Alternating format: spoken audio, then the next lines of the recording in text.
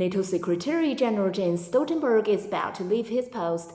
An upcoming NATO summit to be held in the US next month will be his farewell tour, if nothing else.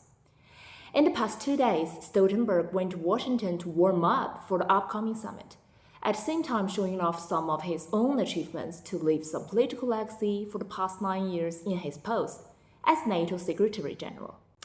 He touted that 23 of the 32-member bloc have met the target of spending 2% of GDP on defense, while revealing that NATO is discussing the deployment of more nuclear weapons.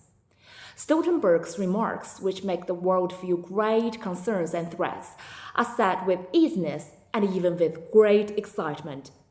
The NATO chief also continued to threaten China, saying that China cannot have it both ways between the West and Russia, and that if it does not change course, there should be consequences.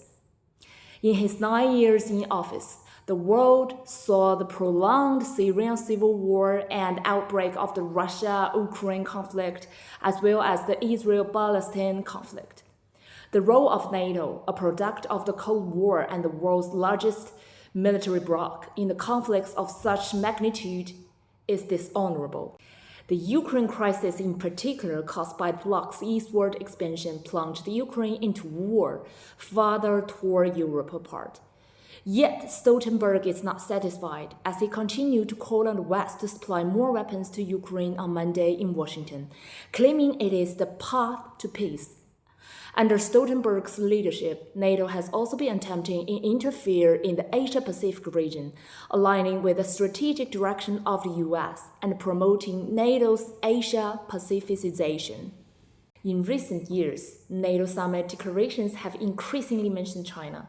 In February alone, Stoltenberg created a notable scene during his US visit by making 7 provocative statements about China in 6 days. Stoltenberg's strenuous efforts to promote the China threat narrative indirectly indicate that the task is difficult. People should be particularly wary of Stoltenberg's promotion of the threat narrative. History has repeatedly shown that such rhetoric always runs counter to peace, development, and prosperity. The louder NATO's voice becomes, the more vigilant peace-loving people should remain.